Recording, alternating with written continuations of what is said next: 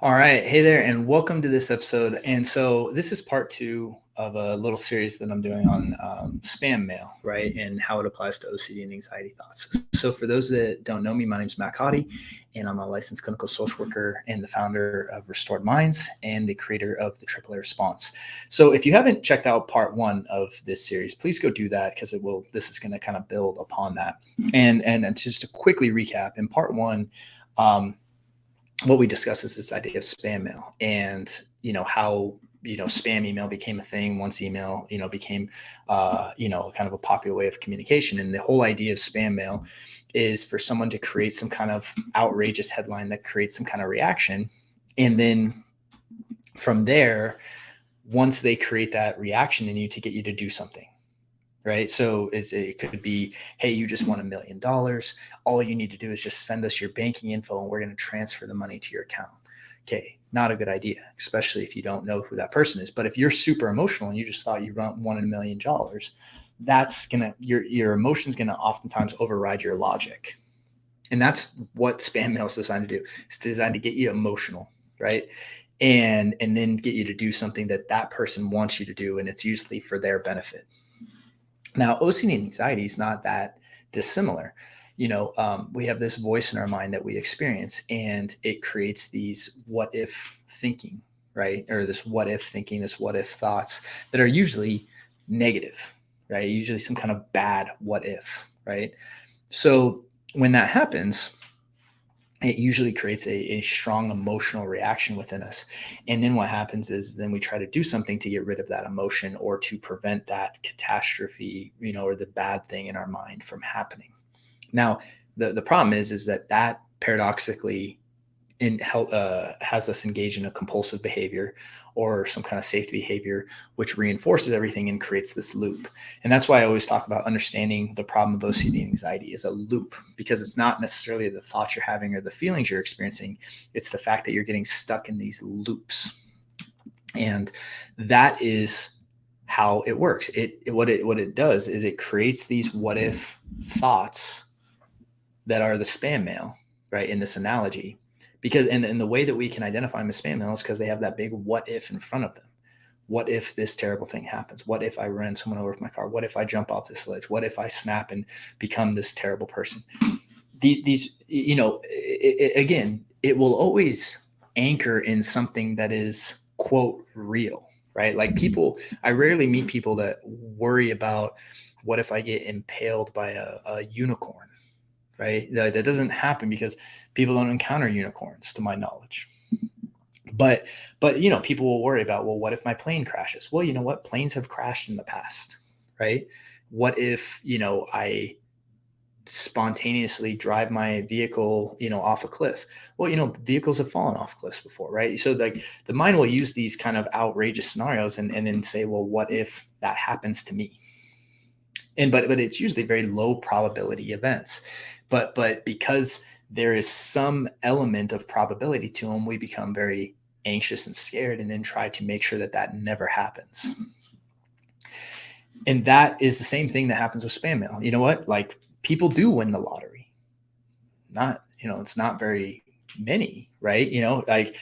There are things that happen where these catastrophes happen, then that's why they try to hook you with a spam mail. They anchor into these very, very low probability scenarios and then try to get you to do behavior. That's the same way that OCD and anxiety works. It takes a low probability thing and makes it seem like it's extremely, like it's right in your face right now. And then you may want to make sure that it doesn't happen. So you engage in behavior, and that keeps it going. Now, what you need to understand is, just like spam mail, the more steps you take, the more likely you're going to fall for it. Okay. So in spam mail, if you open the mail and you start reading the whole email and then you look at what they say to do, you're going to feel more compelled to do that than if you just didn't open the email in the first place. Like, one of the reasons these companies create spam filters is because people get ripped off all the time, right? People give these people money. It's terrible, but this is what they do. This is how people make their living in the world. They just operate some scam and they come up with new scams again and again and again and again, and they just send it to the masses, and the idea is 1% of people are going to fall for it, so we're going to get this much money. And this is the same thing with your mind with OCD and anxiety. It's like, and this is one of the ways that you can really look at this is like, okay, well, it's just the theme that you wrestle with, is because you can look at other people's themes and be like, and you could acknowledge those are all possible things for you, but you don't worry about them.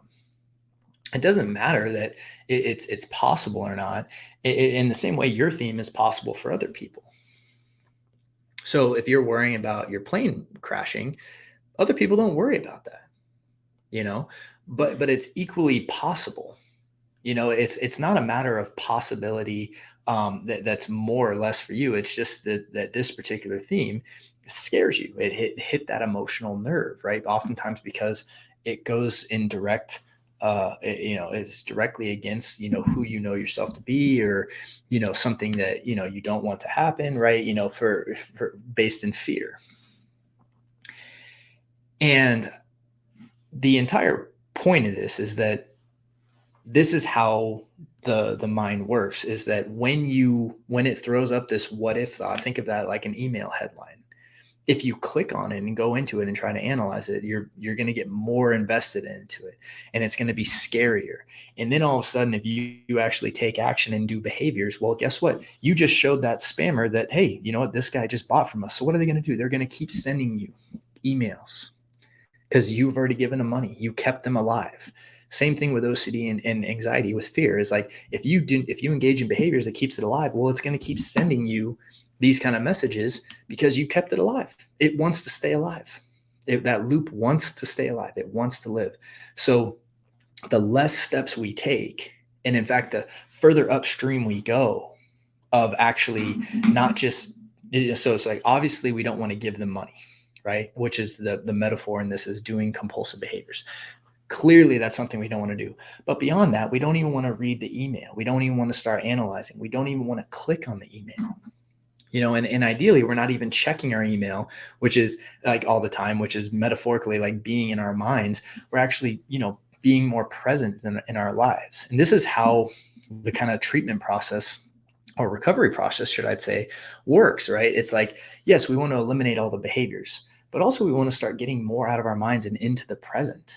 And this is why the steps work like this, right? We kind of go from ERP and exposures to things like acceptance commitment therapy and mindfulness. And as we start integrating all these tools, what it's really about is not taking the face value of what your mind's saying and not getting involved in the conversation and not going into it and then engaging in all these behaviors throughout your day to neutralize whatever your mind's saying. It's really about, hey, my mind's coming up with spam mail. It's okay. It's allowed to do that. You can't prevent people from sending you spam mail, but you can decide that you're not going to click on it. And if your mind like, well, what if it's not really spam? You know what? We're going to take that risk. Just like I said in part one with the guy on the space station, you know what? If my $200 was really the thing that was going to save him, then like, Godspeed, my friend. That sucks, But I'm betting this is spam mail. And that's the same thing that we have to do with our mind is like, you know what? This seems like a scary thought, but you know what? I've bitten on this before. And I've clicked on this spam mail before and it was nothing before. And I've seen this pattern. And that's the way that we start to identify spam mail or, the OCD and anxiety thoughts is that the pattern that exists. So if I'm really stressed in my day-to-day life, or if I have a lot going on or my mind's racing, it's like, I'm more likely to get more spam mail. And the spam mail usually starts with what ifs, right? We start going back to the characteristics of spam mail. And the whole idea is pretty simple. Don't click on the spam mail. Don't get in the conversation. Definitely don't open it, and definitely don't do the behaviors it's telling you to do. Because if you don't do that, it can't stay alive, right? That scam can't stay alive. If you don't give them money, they can't continue. And that is really the core message here in this series, right? Is don't click on spam mail. Don't go into the conversation. And yes, is like, well, always for certain it's spam mail? No. But the thing is we can use kind of certain clues, right? Like the what if thinking, or especially if it's themes that you've worried about or things you've worried about in the past that are tied to OCD and anxiety. that's probably evidence of what this really is. So when you know that, you can take that calculated risk in the same way when you get a spam email that says, hey, you just won $1 million, click here right now and we're going to send it to you. You can take that calculated risk that probably isn't true. But that's all we can take is calculated risk. So I hope this helps. And for those of you who are, new to the show, or if you listen or you've been with us for a while, we really appreciate your support by liking and subscribing, as well as leaving comments and reviews on iTunes for us. It just helps the show. Also, we have resources for you over in the notes. And also over at restoredminds.com, we have various programs and options to help support you on this journey to recovery. So thank you so much. I hope this series was helpful for you guys, and I look forward to meeting you on the next series where we're going to talk about some fun stuff as well. So I'll see you over there. Bye.